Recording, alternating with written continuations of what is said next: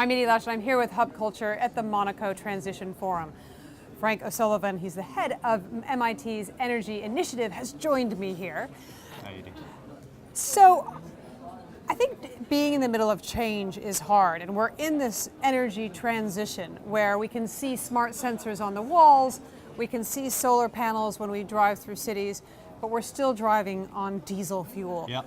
So tell me how you look at this and where you see the most progress being made. Well, as you said, I think this is one of the most exciting times in energy for over a century.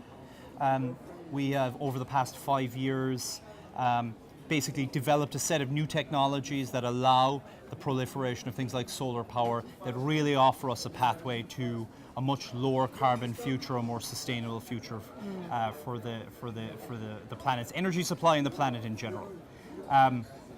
With all of that said, of course, as you point out, it still feels like there's a lot to be done in terms of kind of broadening that transition and ensuring that the overall economy can be decarbonized. And I think a few points are worth kind of just reflecting on and stepping back and kind of looking at the overall context. So first is the fact that we have actually stepped to a point now where renewable low carbon technologies are the lowest cost option for providing energy services. Mm-hmm. So last year, if you look at the world's investment in energy generation capacity, there was more solar capacity installed than any other form.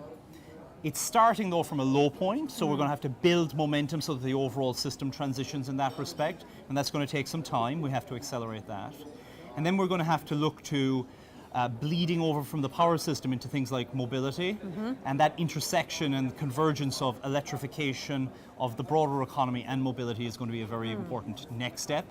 I think as we see around the world, governments and policymakers look to put in place rules and regulations to support the electrification of mobility, we're going to see more of that.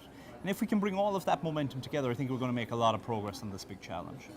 Do you think it makes a difference? You're sitting in the United States with a president who's pulled the United States out of the Paris Accord. Yeah. Do you think it makes a difference? I mean, when you're abroad, I live in London, and it feels like, it's fine, the California's going places. We have a lot of work in cities and regions.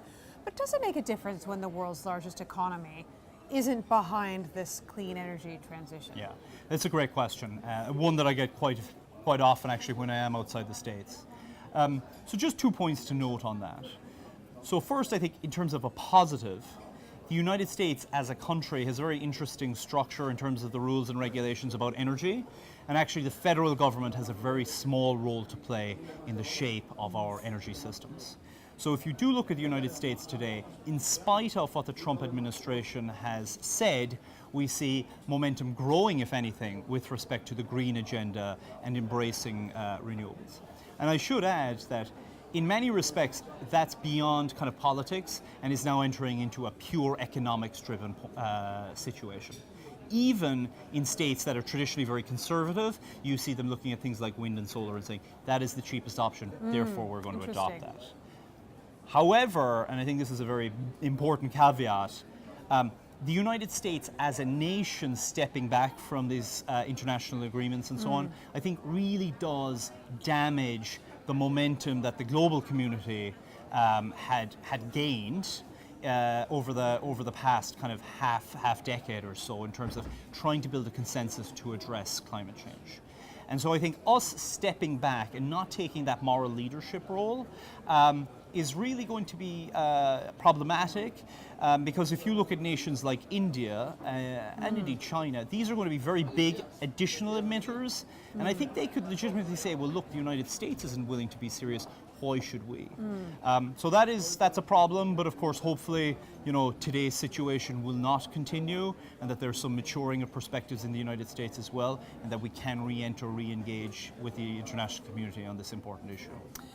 Thinking about the United Nations Sustainable Development Goals, we're the last generation that can solve this issue of climate change. Yeah. 2030 isn't so far away, but we need to be making significant changes to the output of energy and the combination of our energy power systems by 2020, which is really right around the corner. Yeah. Are we on track?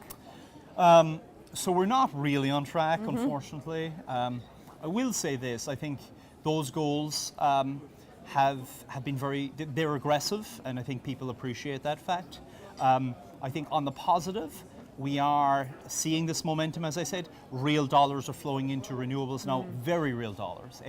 Renewable energy is very much at energy's big table, and that's positive. But it's this point that I raised there, just with respect to the United States and our engagement. We need to actually add to that momentum rather than just continue with that momentum. And so I think at the moment we're kind of on the wrong side of where we need to be. But again, hopefully over the next decade, at least towards 2030, there can be some kind of a reboosting of efforts, and potentially we can get where we need to be. Thanks very much, Frank, for stopping by my corner here in the Transition Monaco Forum, and I'm Edie Lush.